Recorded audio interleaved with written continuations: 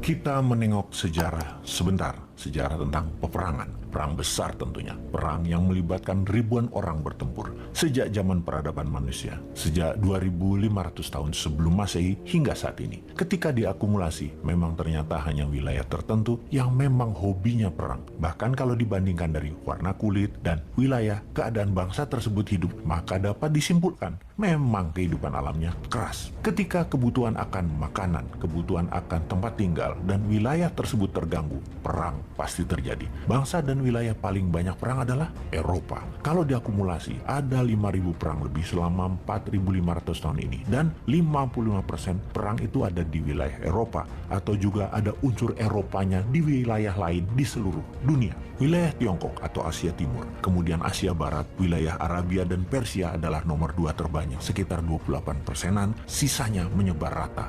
Afrika, Asia Tenggara, Amerika Latin. Hebatnya adalah Amerika, perang besar di wilayah Amerika hanya beberapa kali saja. Terbesar perang saudara di Amerika Utara tersebut. Kemudian ada 50 perang yang melibatkan Amerika di seluruh dunia dalam 100 tahun terakhir. Di wilayah orang lain. Lalu tebak, siapa negara atau wilayah yang top 4 berperang terbanyak di wilayah atau ikut perang di tempat lain atau menyerbu? Ranking pertama adalah Perancis, nomor 2 adalah Inggris, nomor 3 adalah wilayah Nordik sampai Rusia, dan terakhir yang nomor 4 terbanyak adalah Jazirah Arabia dan Persia. Jadi mulai kebayang apa yang terjadi di dunia ini dalam 4.500 tahun sejak adanya peradaban hingga saat ini dalam urusan perang. Ternyata secara warna kulit yang hobi berperang itu adalah kaum Caucasian alias bule. Ternyata wilayah 4 musim memang membuat mereka buas, walau dikatakan mereka sepertinya pintar akademi dan bangsa dengan banyak manner atau aturan bersosial.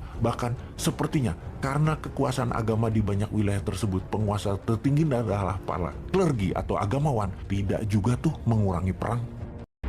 Jadi, ketika dunia menjadi pintar, menjadi manner, bahkan kesannya beragama, ternyata perang tetap saja dilakukan. Kali ini kita tidak membahas hal yang berbau psikis atau kejiwaan, juga spiritual.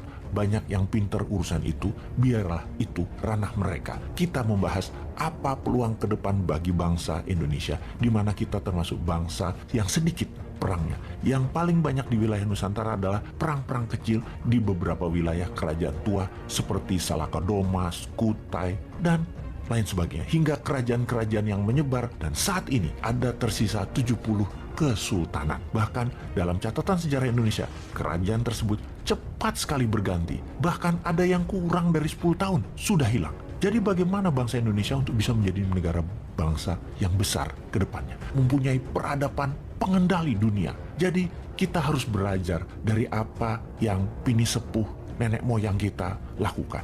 Ada 2 peristiwa besar yang menyatukan Nusantara. Pertama, oleh Majapahit yang tanpa perang bisa menyatukan Nusantara. Dan kedua, kontribusi Wali Songo di Nusantara yang juga tanpa perang mengajarkan hal yang spiritual yang membuat kita sampai saat ini menjadi bangsa yang mengenal Tuhan. Perang bukan budaya Nusantara, namun tetap menjadikan Nusantara bangsa penakluk, penentu kendali dunia.